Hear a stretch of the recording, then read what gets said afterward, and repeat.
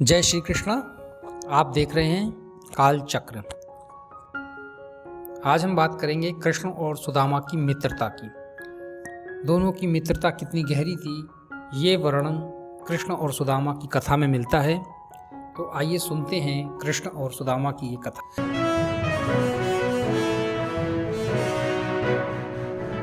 सुदामा जी और भगवान श्री कृष्ण बचपन से ही बड़े पक्के मित्र रहे हैं और मित्रता भी ऐसी कि एक दूसरे के लिए कुछ भी कुर्बान करने से पहले एक पल का विचार नहीं करते थे। उन्होंने साथ साथ विद्या अध्ययन भी किया, लेकिन भगवान श्री कृष्ण और बलराम की शिक्षा मात्र 64 दिनों में ही पूरी हो गई और सुदामा जी को बहुत समय लग गया। एक बार एक चोर एक ब्राह्मण के घर से चने की पोटली चुरा लाया, लेकिन कुछ लोग उसके पीछे पड़ गए और वह संदीपनी गुरु के आश्रम से गुजरा और वहीं भागते भागते उसके हाथ से चने की पोटली गुरु माता की रसोई के बगल में गिर गई और वह चोर भाग गया, क्योंकि काफी लोग उसके पीछे पड़े थे। जब वह चोर भाग गया और किसी के हाथ नहीं लगा, तो जिस ब्राह्मण के घर से वो चोर चने की पोटली लाया था, उस ब्राह्मणी ने श्राप दिया कि जिसने भी उस चने को खाया वो भयंकर गरीबी का शिकार हो जाएगा। और हुआ भी ऐसा ही। उसके अगले दिन गुरु माता ने श्री कृष्ण और सुदामा को जंगल से लकड़ी लाने के लिए कहा और अनजाने में चोरी की हुई चने की पोटली सुदामा को पकड़ाते हुए कहा, जब भी भूख लगे तो इसे खा लेना। अब दोनों मिलकर जंगल में लकड़ी लेने के लिए गए। तभी वहां जोरों की बारिश होने लगी और दोनों बारिश से बचने के लिए पास के दो अलग अलग पेड़ों के ऊपर चढ़ गए, क्योंकि ब्रह्मज्ञानी महात्मा सुदामा जी को यह पहले से पता हो चुका था कि इस पोटली में जो चने हैं उनको खाते ही कोई भी गरीब हो जाएगा। लेकिन गुरु माता की दी हुई इस पोटली को श्रद्धावश वो फेंक नहीं पा रहे थे और मन ही मन श्री कृष्ण के भले के लिए ये विचार करके पूरे चने खा गए कि मैं गरीब हूँ, लेकिन मेरा मित्र गरीब नहीं होना चाहिए। इसी श्राप के फलीभूत होने पर सुदामा जी अत्यंत गरीब हो गए और भगवान कृष्ण उनके ऐश्वर्य में तो दिन रात वृद्धि होती गई। वयस्क होने पर दोनों की शादी हो गई, जिससे सुदामा अपनी पत्नी के साथ एक झोपड़ी में रहने लगे और भगवान कृष्ण द्वारका के महल में अपनी पत्नियों के साथ। सुदामा जी की स्थिति अब अत्यंत ही दयनीय हो चुकी थी। उन्हें हमेशा कई कई दिनों तक भूखा रहना पड़ता था, जिसके कारण वे और उनके परिवार वाले बहुत ज्यादा दुबले हो चुके थे। सुदामा जी हमेशा अपनी पत्नी को बताते थे कि श्री कृष्ण उनके बचपन के मित्र हैं और इसी बात को लेकर उनकी पत्नी भी उनसे हमेशा कहती कि यदि भगवान श्री कृष्ण आपके मित्र हैं तो आप जाकर उनसे कुछ मांगते क्यों नहीं, जिससे आपका भी कुछ भला हो जाए। लेकिन सुदामा जी अपने मित्र से कुछ भी मांगने के लिए कतई तैयार न हुए। फिर एक दिन उनकी पत्नी ने कहा, चलो आप भगवान कृष्ण से कुछ नहीं मांगना चाहते तो वो भी सही, लेकिन आप इतने सालों से उनसे मिले नहीं हैं तो कृपा करके एक बार उनसे मिल तो लीजिए। वह तो द्वारिकाधीश हैं, उन्हें आने जाने का कहीं समय नहीं मिलता, लेकिन आप तो उनसे मिलने जा सकते हैं ना।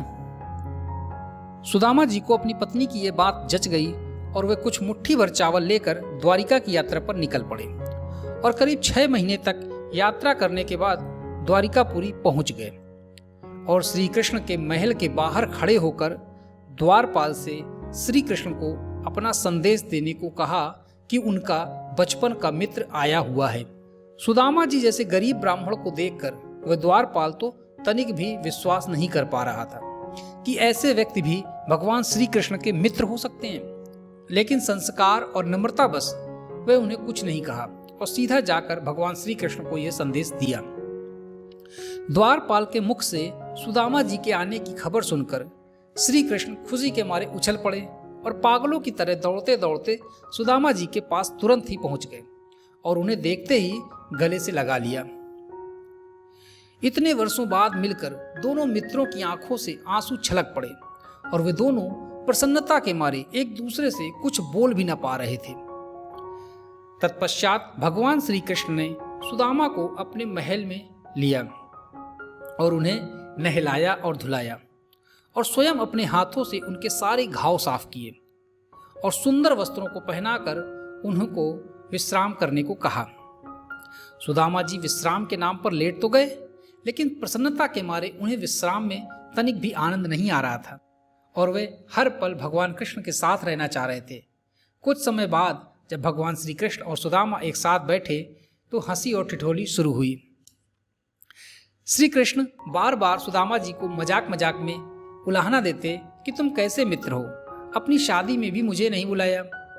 तब सुदामा जी कृष्ण को जवाब देते, अरे मित्र, मेरी तो सिर्फ एक ही शादी हुई है, तुम्हारी तो 16,000 शादियां हुई हैं और तुमने मुझे तो एक बार भी नहीं बुलाया। फिर दोनों ठहाका मारकर हंसने लगते। फिर भगवान श्री कृष्ण ने एक एक करके अपनी सभी पत्नियों से सुदामा जी को मिलवाया और ये करते करते सुदामा जी इतने थक गए कि थकान और अनिद्रा के कारण श्री कृष्ण की सभी पत्नियों से मिलने से पहले ही बार बार बिस्तर पर लुढ़क जाते और फिर थोड़ा होश आने पर श्री कृष्ण उन्हें फिर से कहते, अरे अभी तो तुम मेरी सिर्फ इतनी ही पत्नियों से मिले हो, तनिक इनसे भी तो मिलो।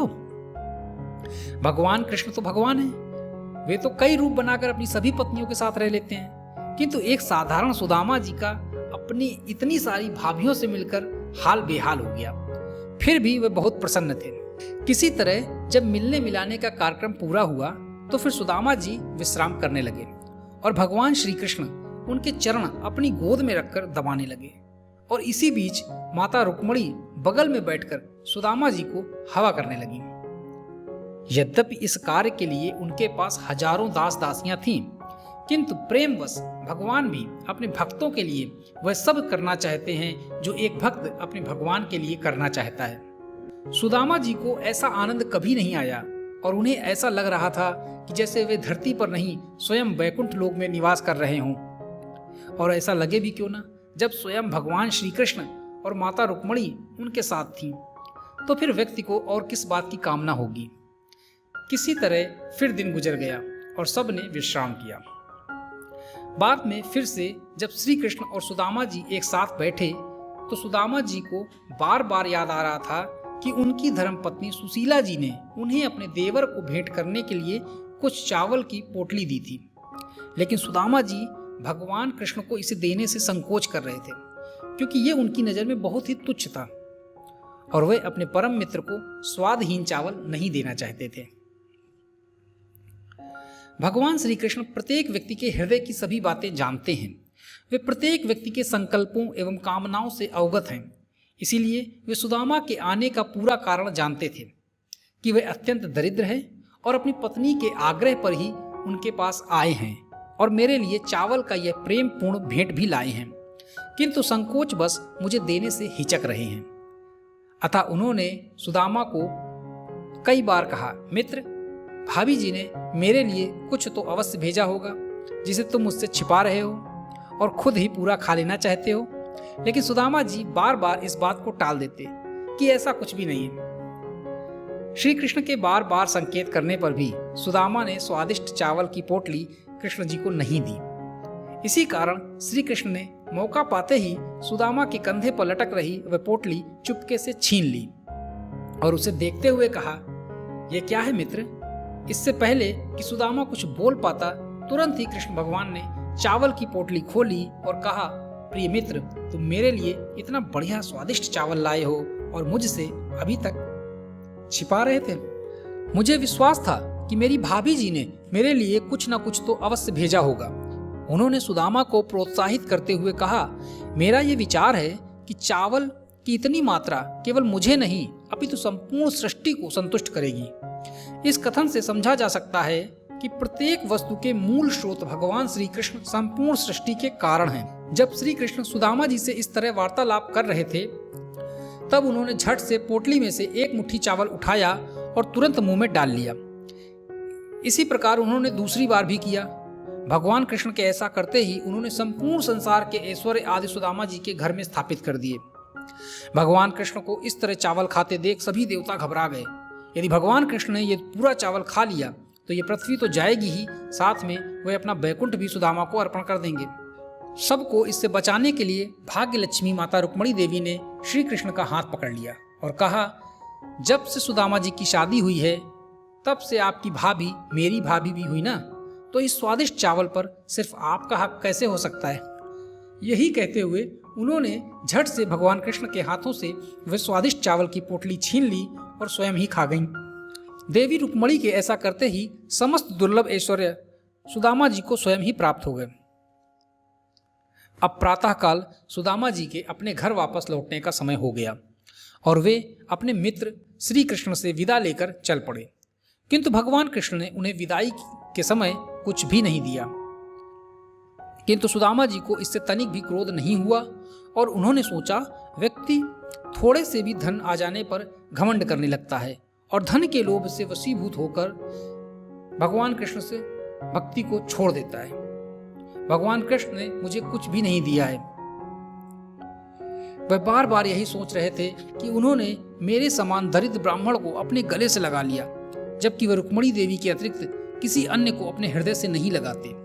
मुझ जैसे दरिद्र पापी ब्राह्मण एवं भगवान के बीच क्या तुलना की जा सकती है, जो भाग्य देवी के एकमात्र शरण हैं, तथापि उन्होंने मुझे अपना मित्र मानकर अपने दोनों दिव्य भुजाओं से मेरा आलिंगन किया।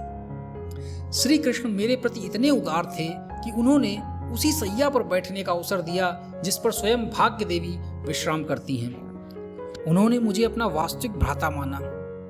अपने प्रति मैं उनके समर्पण की प्रशंसा किस प्रकार कर सकता हूँ।